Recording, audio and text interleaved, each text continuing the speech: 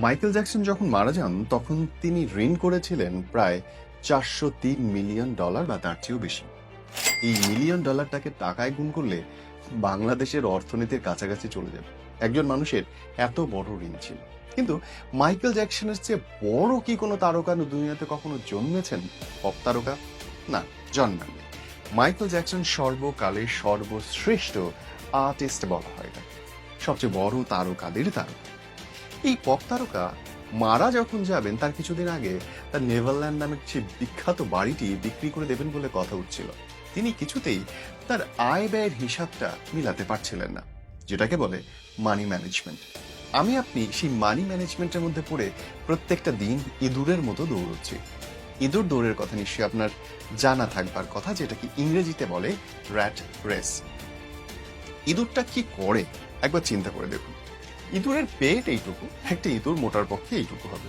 তো এইটুকু পেটের জন্য সারাটা দিন ধরে কুটকুট করে কামড়াতে থাকে, যা সামনে পায় তাই খায়। না খেলে তার দাঁত বড় হয়ে যায় এবং একটা উদ্দেশ্যহীন ষড়যন্ত্রের মধ্যে দিয়ে সে তার পুরো জীবনটা কাটে। সে কি করছে জানে না, সামনে যায় খায়, খায় যায়, যায় খায়, এই করতে করতে তার জীবনটা কেটে যায়। একবার চিন্তা করে দেখুন তো, আপনার আমার জীবনটাকে আসলে সেরকম না। যখন 5 থেকে 6-এ উঠবো করছি সেই সময় আসলো বৃত্তি পরীক্ষা, তারপরে পাগলের মতো বৃত্তি পরীক্ষা দেওয়ার জন্য চেষ্টা। একটা ভালো স্কুলে যেতে হবে, 8 থেকে 9-এ যেতে হবে, 9 থেকে 10, 11 পাস করতে হবে। কেউ একজন বোধহয় বলেছিল সেই সময় যে কলেজে উঠলেই জীবনের সব রকমের শান্তি। দৌড়তে দৌড়তে কলেজে গেলাম, কই শান্তি তো মেল নেই।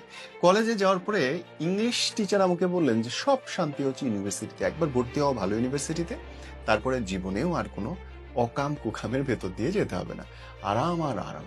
ইউনিভার্সিটিতে তো ভর্তি হওয়া গেল, দেশের সর্বশ্রেষ্ঠ ইউনিভার্সিটিতে। তখন শুনলাম চাকরি জীবনের সবচেয়ে বড় সুখ, নিজের টাকা ইনকাম করবা, নিজের হাতে খরচ করবা। দেদা আসছে সুখ আর সুখ। সুখ কাকে বলে? ইউনিভার্সিটির প্রথম দিকেই চাকরিতে জয়েন করলাম, নিজে টাকা ইনকাম করলাম, না সেখানটায় সুখ না। শুনলাম বিয়ের পরে নাকি সুখ, বিয়েটাও করে ফেললাম, সেখানটাও দেখছি কি যেন একটা গ্যাপ রয়ে গেছে। বিয়ে শুরুতে বউয়ের কাছ থেকে বলা হলো যে প্রথমে গাড়ি কেনো, তারপরে দেখা যাচ্ছে। তখন আমার বাইক নেই, কষ্টের শীষটা একটা বাইক কেনা গেল। বাইসাইকেল ছেড়ে বাইক, বাইক ছেড়ে গাড়ি, সব হচ্ছে, কিন্তু সুখটা কোনোখানেই যেন পরিপূর্ণ দাঁড়াচ্ছে না। এখন কথা হচ্ছে নিজের বাড়ি করতে হবে, ফ্ল্যাট করতে হবে, কত কিছু করতে হবে, সবকিছু বাকি। এই করতে করতে জীবনে যখন শেষ পর্যায়ে এসে দাঁড়িয়েছি, তখন মনে হচ্ছে কোনো কিছুই কি আসলে অর্থবহ ছিল?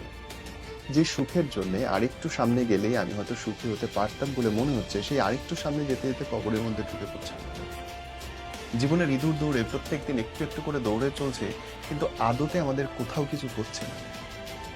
আমরা ভাবছি আমরা হয়তো স্বাধীন, আমরা ভাবছি আমরা হয়তো নিজের মতো সব করতে পারি, কিন্তু না। আমরা শুধু টাকা আনছি এবং টাকা খরচ করছি, মানুষের বিল দিয়ে বেড়াচ্ছি। বাসা ভাড়া, বিদ্যুৎ বিল, গ্যাস বিল, পানি বিল, ড্রাইভারের বেতন, দারোয়ানের বেতন, রিক্সা ভাড়া, সিএনজি ভাড়া, খাবারের বিল। শুধু বিল দেওয়ার জন্যই আপনার আমার জন্ম। আমরা শুধু বিলটাই দিতে শিখেছি, আর কোনো কিছু শিখিনি। আপনি আমি যতই নিজের পায়ে দাঁড়ানোর জন্য নিজের কোনো একটা কিছু করতে থাকি না কেন, যেটাকে বলে এন্টারপ্রেনার, উদ্যোক্তা, দেখবেন পরিবার থেকে বাধা দেওয়ার লোকের কোনো অভাব নেই। এর চেয়ে 10 গুণ কম টাকায় আপনি চাকরি করেন, সবাই বাবা দেবে। ওই 30-40 হাজার টাকা বেতনে আরামসে আপনার সংসারটা টেনে নেবে, কিন্তু ইনকাম করবেন যখন লাখ টাকা, নিজে উদ্যোক্তা হয়ে সেটাতে গিয়ে আটকাবে। কারণ এই সার্কেলটা সবাই পছন্দ করে। বৃত্তের মধ্যে মাথার উপরে মনে করে একটা ছাদ আছে, কেউ আপনাকে দেখবে, অথচ মালিক পক্ষ একটা সেকেন্ড নেয় না চোখ উল্টাতে। আপনি 14-15 বছর কোনো কোম্পানিতে চাকরি করবেন, একটা দিন একটা ভুল করবেন, পরের দিন আপনার চাকরি নেই। নিজের জন্য পরিশ্রম করার চেয়ে অন্যের জন্য পরিশ্রম করাটা সমাজে অনেক বেশি দায়িত্বশীল মনে হয়। অদ্ভুত ব্যাপার, অদ্ভুত ব্যাপার। আমি আপনি শুধু অন্যের জন্যই কাজটা করে দিচ্ছি। আমি আপনি শুধু অন্যকে তৃপ্তি করার জন্য, অন্যকে কেমন করে বিলটা পে করা যায় তার জন্যই করে যাচ্ছি। নিজের মনের মতো করে বাঁচা, নিজের আনন্দের মতো বাঁচা, নিজের প্যাশনটাকে ফলো করা, নিজের জন্যে কিছু করা, আমাদের যেন সেদিকে সময় নেই। ইঁদুরের মতো এদিক ওদিক দৌড়ে বেড়াচ্ছে শুধু। আপনি খেয়াল করে দেখেন, যখন আপনি 15,000 টাকা বেতনে চাকরি করেছেন মনে হয়েছে আর কটা টাকা হলে ভালো হতো, 20 হয়েছে, 30, 40, 50, মনে হচ্ছে 60 হইলে হয়তো সব আরামসে চলে যাবে, লাখ আপনার পার হয়ে যাবে, কিছুতেই কিছু হবে না। কারণ যখন 15 ছিল তখন বাসার যা যাচ্ছিল, যখন 20 হয়েছে বাসাটা চেঞ্জ হয়েছে, যখন 50 নিয়েছেন তখন গাড়ি এসেছে, যখন 1 লাখ হয়েছে তখন আপনি অনেকগুলো কিস্তি টেনে যাচ্ছেন, ব্যাংকের লোন টেনে যাচ্ছেন। সো এই দৌড় কিছুতেই শেষ হবার না। যেটা হতে পারে সেটা হচ্ছে মানসিক তৃপ্তি, মানসিক প্রশান্তি।